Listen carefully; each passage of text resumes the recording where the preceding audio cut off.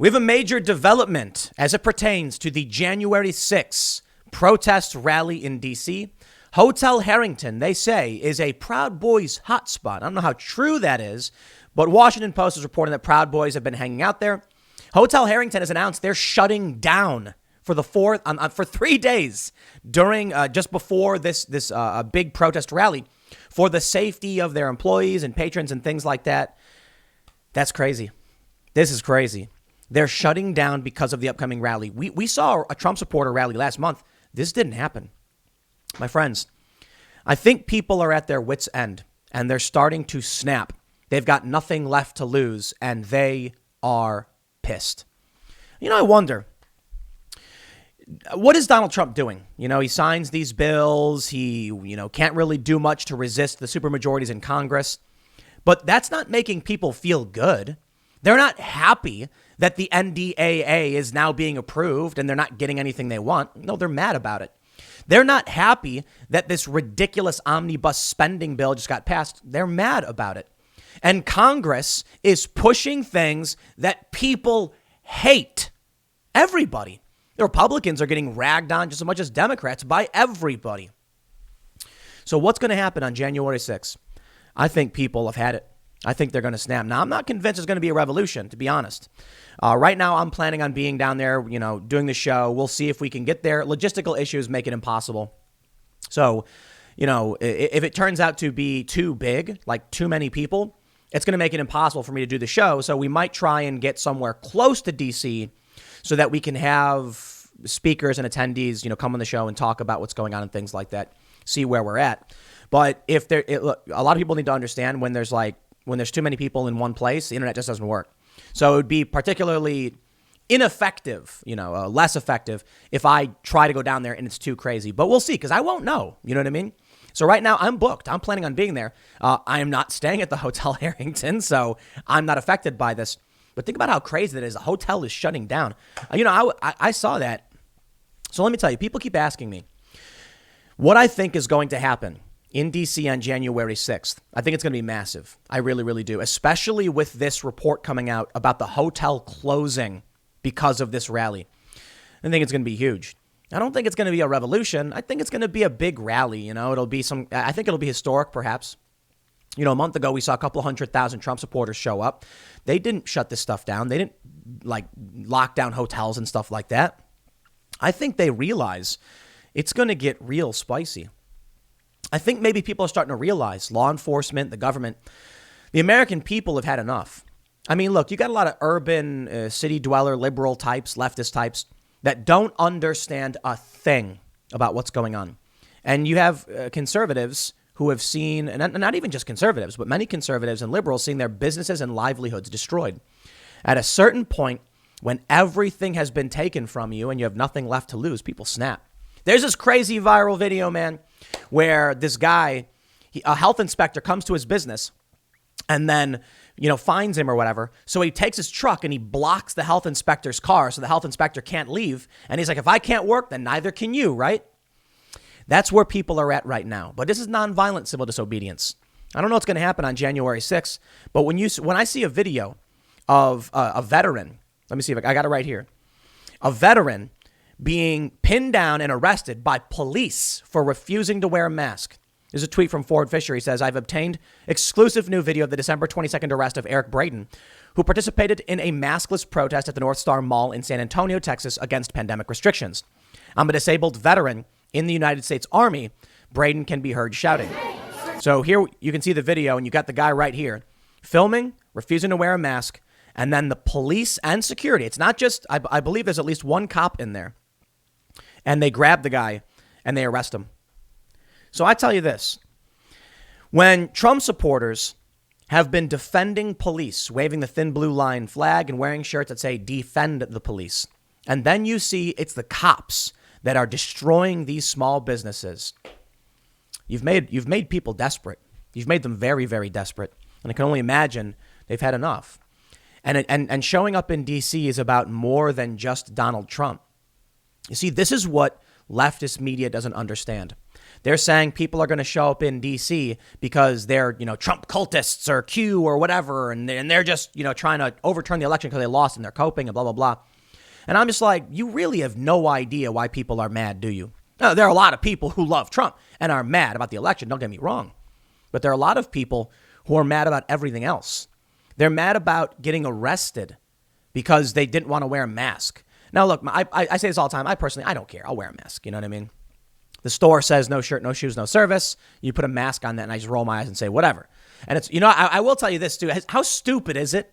Because we got restaurants out by me and you have to wear a mask. You walk in wearing a mask, you sit down, take the mask off, and then you put the mask back on and walk out. Here's the funny thing. I see people leaving the restaurants. They don't put their masks back on. You know why? They're like, what are they going to do? Kick me out? I'm like, I know, that's a good point. You wear the mask to walk in. They sit you down. You take it off. You don't got to wear it again, I guess. It's ridiculous. How does any of that make sense? It's just like arbitrary nonsense. But look, I'll tell you this. Look, I go to the store. I don't care about wearing a mask, but these videos are getting insane. There's another video I watched where people are like, they're attacking people who aren't wearing masks. I'm like, dude, if you were really concerned about getting sick and the mask and all that stuff, why are you touching the guy? It's getting crazy out there, man. I think the mask thing has created this like clear division between the tribes. That's what, what we're seeing. When someone doesn't wear a mask, they know you're, enemy or other or whatever. Maybe it's like the way for the invasion of the body snatchers to realize that you're not, in compliance or whatever. I'm kidding, by the way. But I know the leftists will take that out of context because I love taking things out of context. Let me read this story for you. And then I got to talk to you about people snapping because there's a lot going on, man. A salon owner, interestingly, with the name Lindsey Graham, it's a lady, is defying Oregon, saying the government's coming after her. But we'll talk about why people are snapping. Here's a story from Newsweek. They say Washington, D.C.'s oldest hotel that has become popular with the far-right Proud Boys group says it will close its doors for 3 days in early January when thousands of pro-Trump supporters are set to visit the Capitol for a last-ditch MAGA rally. President Donald Trump has encouraged wild protests in D.C. on January 6th, the day Congress is set to certify Joe Biden's victory in the 2020 presidential election. The day Congress is set to certify Joe Biden's victory. I love it. They could just say the day of the joint session of Congress to count electoral votes. But of course, framing is everything. But some of his supporters may have lost their hotel reservations after Harrington, located just a few blocks from the White House, issued a statement on Monday saying it would be closed on January 4th, 5th, and 6th. That's interesting. I don't think it's just about this rally. The 4th, 5th, and the 6th, you got a lot going on these days. It's now it's not necessarily in D.C., but they're going to be doing, I think they're doing the vote for speakership on the 3rd. There's going to be a lot going on with members of Congress in D.C. And I imagine Trump supporters aren't just going to be there on the 6th. They're going to get there early. The hotel's move came after the Washington Post reported the Proud Boys. Look at this, a white supremacist group, really, with their black chairman. Great. Weird, man. Known for inciting violent clashes with opponents at rallies, had made the Harrington their unofficial headquarters in the Capitol. I'm going to stop right here and say something. We've snapped. I used to say that we fell off we were going over the edge. We were on the edge of the precipice. We're falling. No. We hit the ground a long time ago. You look at stories like this that are outright lies. The Proud Boys, they are not a white supremacist group by no stretch of the imagination. Now, you can say that early on that there were some people associated with the Proud Boys who were alt-right, white nationalists, were kicked out. The organization is not founded upon white supremacy or with prominent white supremacists doing anything. But that's the lie. The media says it over and over again, and that's all that matters. I take a look at some of these cultural institutions and the dominance by the psychotic, deranged, and duplicitous, deceitful leftists. It's creepy stuff. Maybe leftist isn't the right word right now because it's more like establishment. How do you get regular, traditional liberals to hate the Proud Boys? Call them white supremacists. Say it over and over again. And your average person is going to be like, I don't like white supremacists. But anybody who actually does their homework knows that's not true.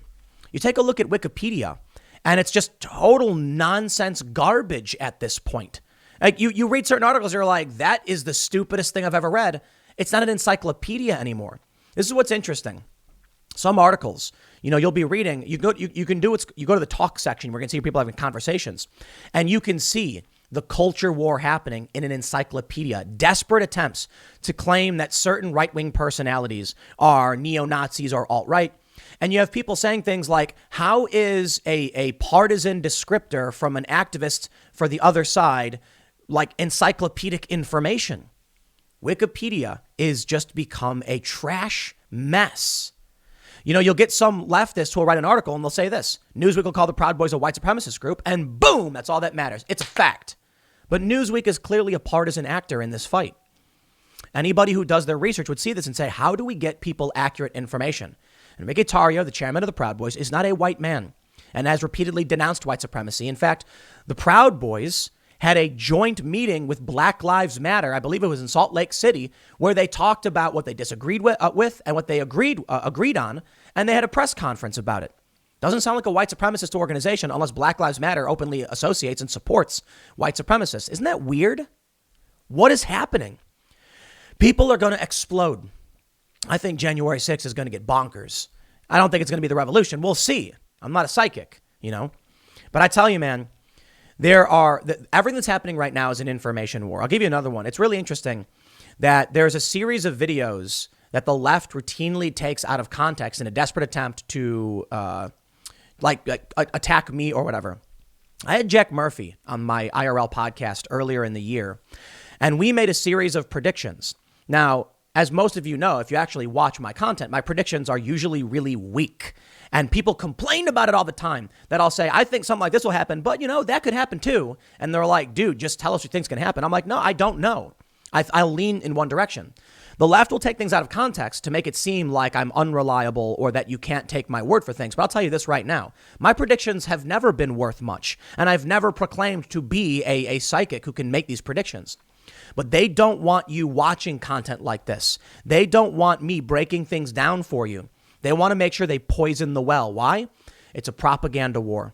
Apparently some video came out. People are saying that I'm the most dangerous political commentator on YouTube. Why? Well, I recently reduced the amount of content I've been producing on this channel by 3 segments because I was doing a lot. I was doing, 4+ hours. I'm still doing 3 hours of content every day. But I was getting, at the time, it was like September, October, November, like 100 to 120 million views.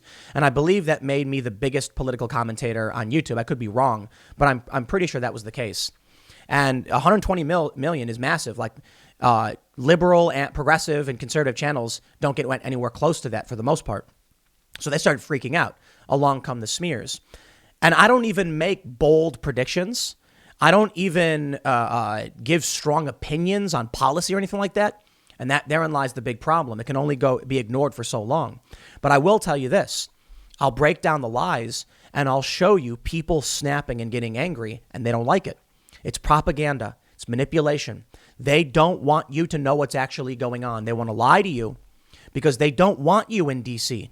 on the 6th. They don't want you angry about the fact that Congress has just given away tens of thousands of dollars of your money at a time when you are most desperate. They don't want you to know this stuff. Now, it's not just about me. They do it to everybody. Particularly, they do it way more to other, conservatives. Take things out of context in an attempt to create partisan dividing lines. I almost wonder if they want the conflict. I think the leftists do. The left knows that, they say revolution, nothing less. How do you get that if you have a strong establishment? This is why many people on the left voted for Joe Biden, even though they hate him. They know that it would force Trump supporters to target the establishment. So long as Donald Trump is president, Trump supporters are happy to an extent. Donald Trump represents the populist right. He's in office. The populist right has a voice. The populist left says, put Biden in because everyone hates him. And then what happens? Now you've got Trump supporters hating Biden and the government. And you've got the populists on the left who already did saying, great, now we've got 74 million new people in this fight against the establishment, against the machine. Now, I know you're probably saying Trump supporters have always hated the establishment and the machine. Yes, but they weren't willing to stand up and go toe to toe or rally or protest or even riot because Donald Trump held the top position. So they were inside. They had control and they said, let's let it ride, see what Trump can get done. The leftists vote for Biden. They want Trump out. And now Trump supporters are going to be showing up in D.C. And as I said, it's not just about Donald Trump. It's about all this. It's about these lockdowns. It's about disabled veterans being arrested. Look at this. Maskless protest at North Star Mall ends with one arrest. Disabled veteran. And a lot of people don't know what disabled veteran means. They think it's like a guy's got no legs. It's not necessarily true. There's a bunch of different ways people can be disabled veterans. It ends with this guy getting arrested for refusing to wear a mask. At what point do you think people say no more? Check this out. From Fox News. Salon owner accuses Oregon governor of retaliating for resisting lockdown orders. She terrorized my family. The owner said governor threatened to place her kids under the care of Child Protective Services. Not the first time we've heard this. Now, interestingly, the salon, Glamour Salon, the owner, Lindsey Graham, which is a funny name. A lot of people are making the joke. I tweeted this. How about we trade female Lindsey Graham for the Lindsey Graham we currently have in the Senate? Says that she reopened her salon in May and received a fine of $14,000 from the state. Graham claimed that Brown began to personally terrorize her family and threatened to place her children under the care of Child Protective Services to intimidate her into closing her salon doors. As soon as I tried to open my doors against the governor's mandate back in May, she came at me with the full weight of the state, she told the Ingram Angle on Monday. She terrorized myself. She terrorized my stylist. She terrorized my family. She took every government agency she could, and she put her full weight into intimidating me into closing, including sending CPS, Child Protective Services, to my home and threatening the removal of my children. I think this may be the same person, the same story we heard back in the day, but here's the point. People have had enough. It's not people going to D.C., I think, are going to be mad for a variety of reasons. What's really interesting is in a lot of these liberal cities, people are being force-fed red pills. I tell you, if there was one way to restore libertarianism, individuality, it's to have the government do everything they're doing now. It's what I refer to as a finger trap problem. You're familiar with the Chinese finger trap? The more you try and pull your fingers out, the tighter the trap becomes. You have to actually, push in to loosen the trap so you can get your fingers out. It's counterintuitive. When these governments start locking everything down and asserting their power and authority with edict and no statutory law, then normal people who just say, like, I don't care, leave me alone, snap. And they say enough. And then you get the opposite. This is what I was saying. If you tell people they can't run their business and live their lives, eventually they're going to say, I have no choice, and they're going to open their business. But what happens then? They say, well, I'm already in defiance of the law. Why not defy any other law? You know what I mean? If you're already breaking the law, then a lot of people don't care. This is true for criminals in Chicago, and I knew this growing up.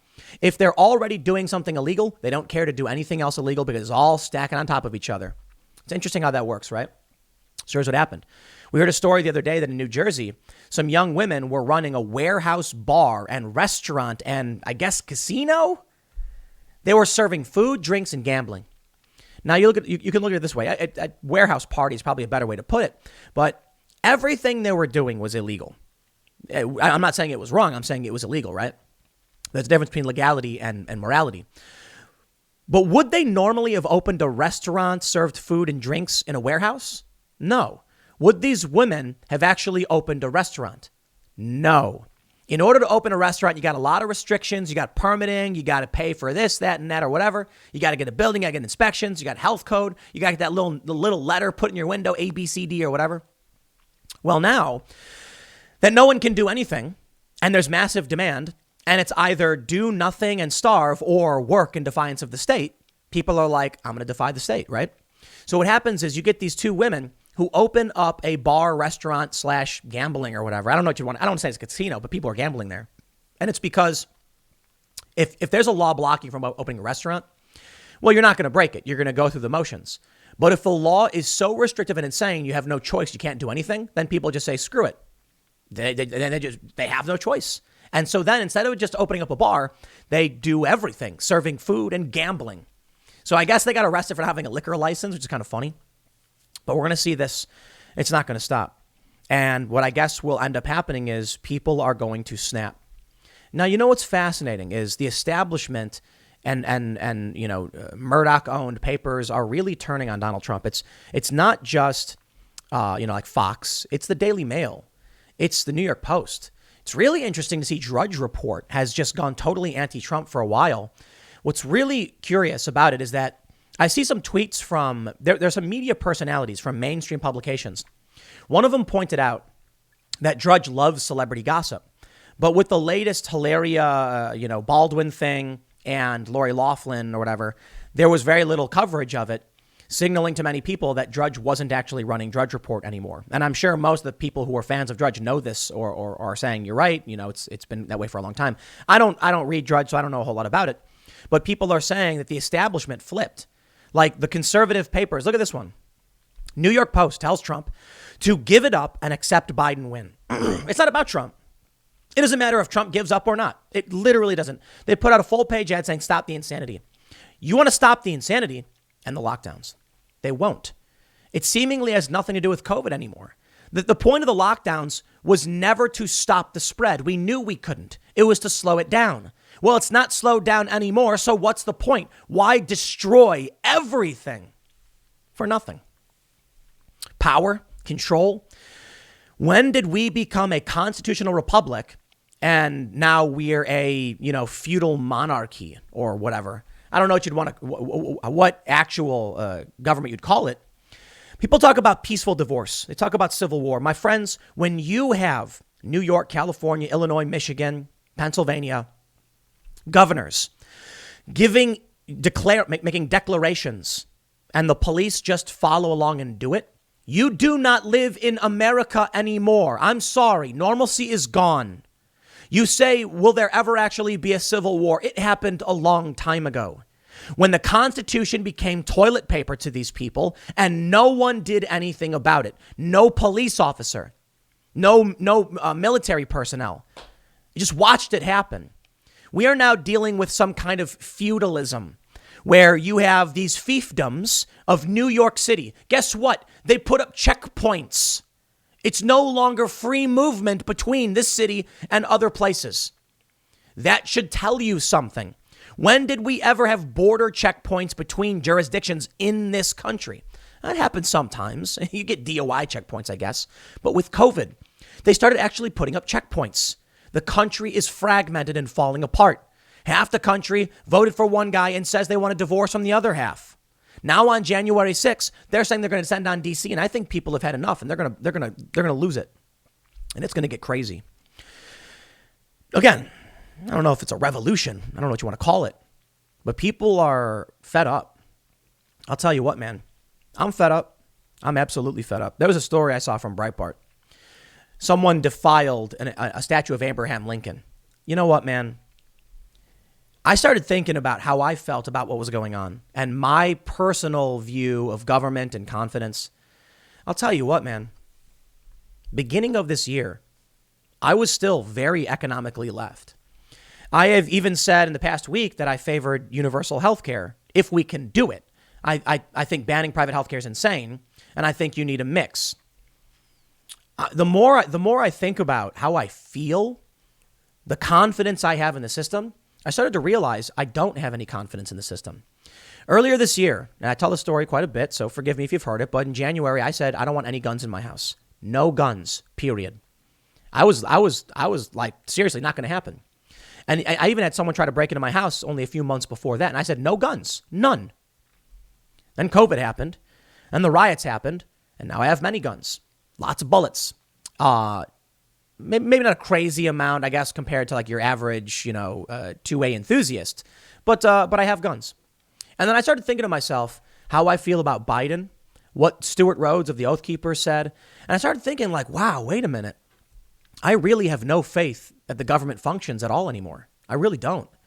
The other day, I heard, I shouldn't say the other day, but like a week ago, I heard probably 1,000 to 2,000 rounds fired off by multiple people nearby. And it was kind of hilarious. It was just like, and these were some, I don't know what kind of guns they were using, but these were hefty bullets. Some of them, one guy said, one guy who was over here, he said he thought he's pretty sure they were slugs. They were firing shotgun slugs. But then we started hearing like over and over. And he's like, okay, now you got multiple people firing a bunch of guns. And I'm like, man, people really don't care about the government. Confidence is gone. When you lock everything down, this is the point I was saying about the women in New Jersey with this warehouse. When you tell everybody the law is absolute, you have no rights, you can't assemble, you can't speak, you can't own weapons, you can't do anything. Once you tell people that you're unreasonable and they have no rights, they just stop caring. Once people start seeing that everybody is jaywalking, they start jaywalking too. So when the government says we destroyed everything, well, then people are just going to choose, whatever they have to choose, like to survive. They're going to choose what to do, what they have to do to survive. I mentioned this last night on the IRL podcast. Mohammed Bouazizi started the Arab Spring. How? He was a fruit vendor. He was poor. He would take a loan. They would loan him fruit. He would go out and try and sell it. His only way to make a living. He was 26. The police kept shaking him down, demanding bribes and demanding permits, which he couldn't get. Apparently, he didn't even need a permit, but the government, these cops kept saying it. So you know what he did? He set himself on fire and killed himself because he had no way to earn a living to actually survive. And he became so desperate and powerless against the state as an individual, he self-immolated. This sparked the Arab Spring. People were furious. They were fed up. They had enough. They snapped. This was in Tunisia. It didn't just affect Tunisia. It affected almost every single country in North Africa and the Middle East. Almost. It's crazy. The Arab Spring, we saw, military dictators who had been in for decades removed. We still have that fight going on in Syria to this day. And that all started with one guy. There's a difference between that guy, Mohammed Bouazizi, and an American citizen. You can't own guns, apparently, in Tunisia. So the only thing he could do was he just went and set himself on fire. In the United States, lots of people own guns. And lots of people are sick and they're tired of what's going on. And that scares me. Because the big difference between these two countries is that a person in America who feels they've been backed into a corner, they can't sell their fruit cart anymore, and they're facing their own death. I don't think it's going to be a man setting himself on fire.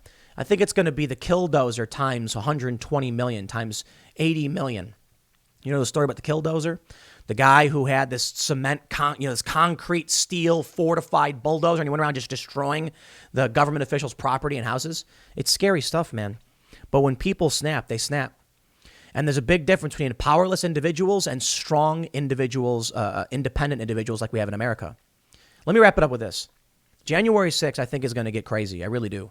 Hotels are being shut down, or the hotel's being shut down. I don't know if it'll be the revolution. I don't think so. But we'll see. Far be it from me to make any kind of prediction that's worth anything, and that's pretty much always been the case. I used to make fun of myself all the time because I got 2018 wrong, and I was like, man, what do I know? Of course, the left wants to claim I'm some kind of psychic, a bad one at that. No, I don't think my predictions are all that strong, so we'll see how things play out. But I'll leave you with one final thought on this.